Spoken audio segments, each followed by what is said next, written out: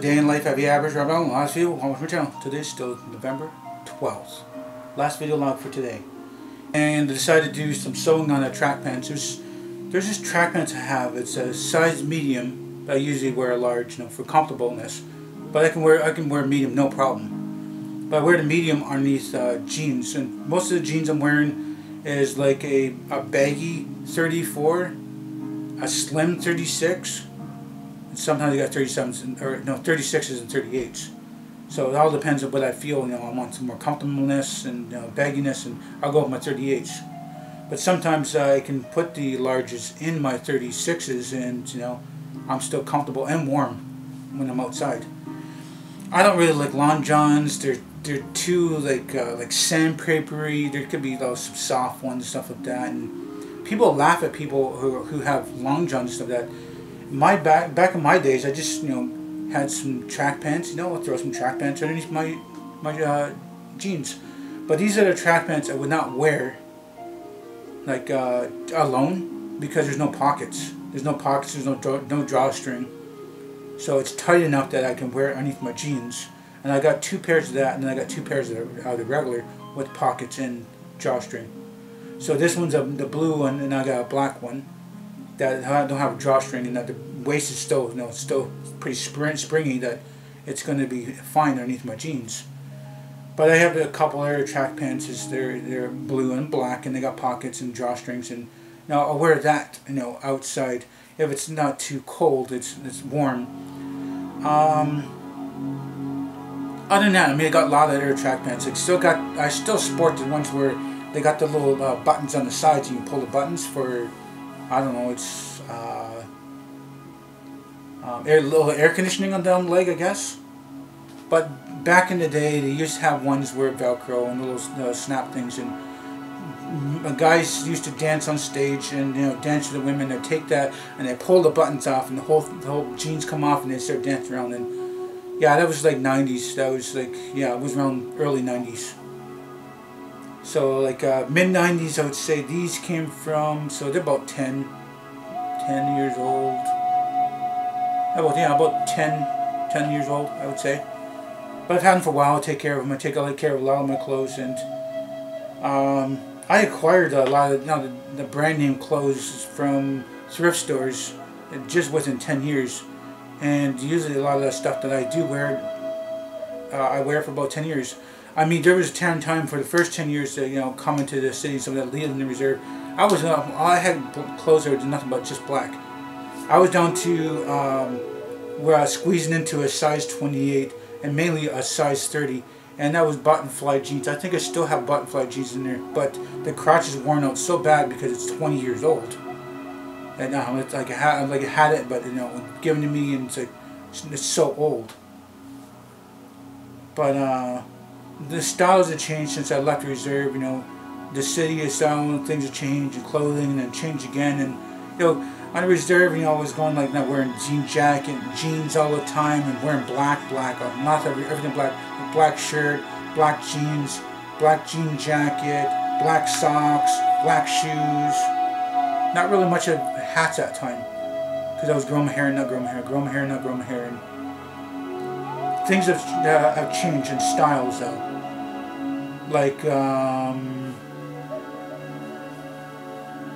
I don't know, I started gaining weight though. I went up to 305, 310 pounds in the size, I think 44, 46 or something like that. I think around there, but I think it was only because it's just baggy style, but I was pretty big. Right now I just weighed myself. I'm disappointed in myself. Usually at 185, 190, I'm at 195, and I'm disappointed in myself gaining 5 pounds because I'm not eating right these days. I'm not on the bike all the time. And I should be eating better, because I have a couple sandwiches and soups and too much of this pasta stuff, and I gotta slow it down. I gotta level it out. Food is there, food is good, food is delicious. Not to always be addicted by that food and not have that food control me. But like I said, there are different clothing styles. Started going to blue shirts now, blue and black. Then I started going to grays and stuff like that. They're okay. I've never really owned anything white. My socks are half white and half gray. I went from black to wearing nothing but gray socks. And then I found out that I started trying these ankle socks, and they're better for my feet, and you know, not the bad circulation and stuff like that. And I have the gray and white, socks, and I like them. They're comfortable, and they don't have to, like, when you're wearing shoes, you're wearing the low-cut shoes, you don't really have to have your socks all the way up to your damn crotch. Or if you're wearing, high cuts, you don't need socks up to your crotch. But I'm over-exaggerating just a little bit here. I've owned socks even go as close to my knees as, a teenager and stuff. Then, socks have changed, gotten better, they're more comfortable and softness and stuff like that, and it's going half up my leg. Nowadays, I've never really hiked up my socks more than, just a little bit past my ankles.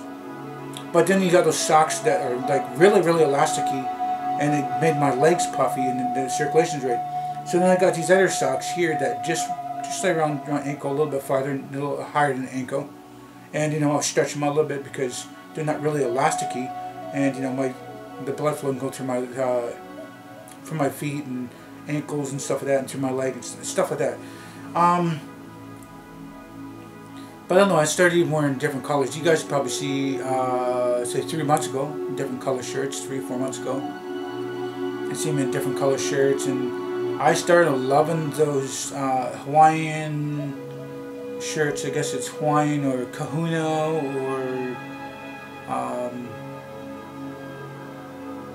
I don't know what you call them. But they're the ones that are thin, and that you can breathe, your body can breathe, and you're clothed, and it looks good on you, and you don't sweat to death. Because if you're like, I don't know, the temperature might be different where you are, but temperature normal here could be a 5 or 10. I love that. And it could be 30 or 40 someplace else, and it'd be cold then. But the temperatures here in around here is pretty normal. But when it's like 10 is normal, 30 is okay for summertime. But when you go between 30 and 45, that is different. That's too much heat. Anything past like 35 is too much, kind of too much for me. I can tough it up a little bit, but it's a wear and tear in my body, and I can't take it. I never really liked the heat. I love the cold.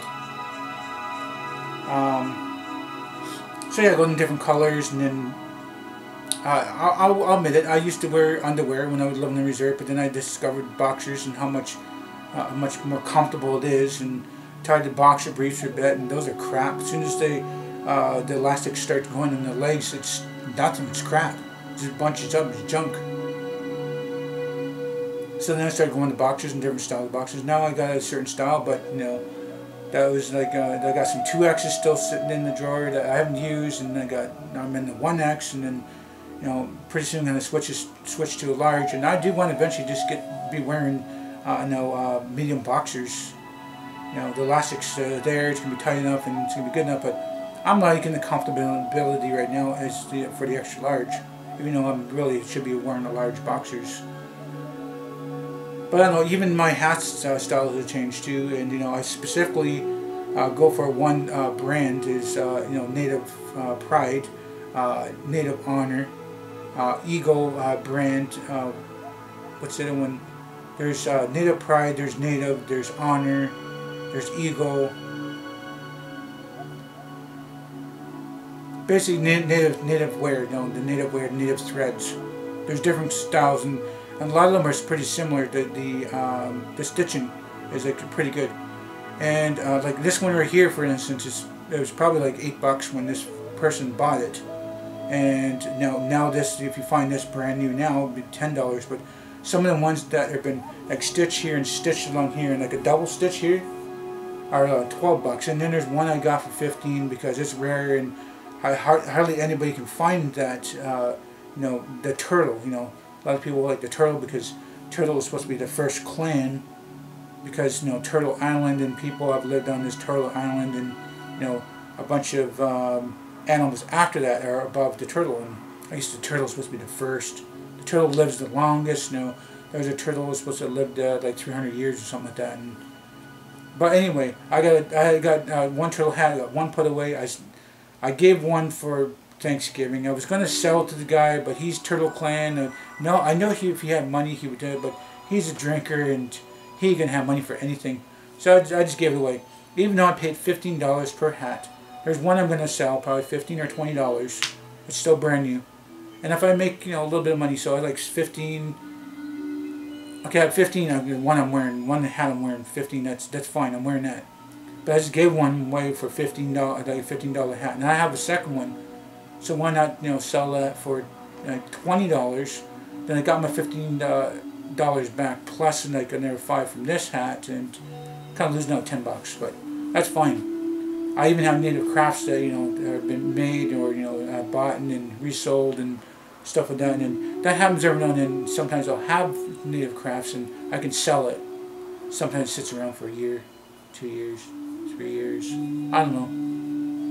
Not really inclined that much to get my butt out there and have a lot of friends and a lot of fam members that I talk to, and a lot of people who are into crafts, and a lot of go over this way and I can sell the crafts, or go over that way, sell the crafts over that way. But it's not always the case, you know. Things have changed. Like people over here got crafts because my dad's always has his crafts and sold it here and sold it there.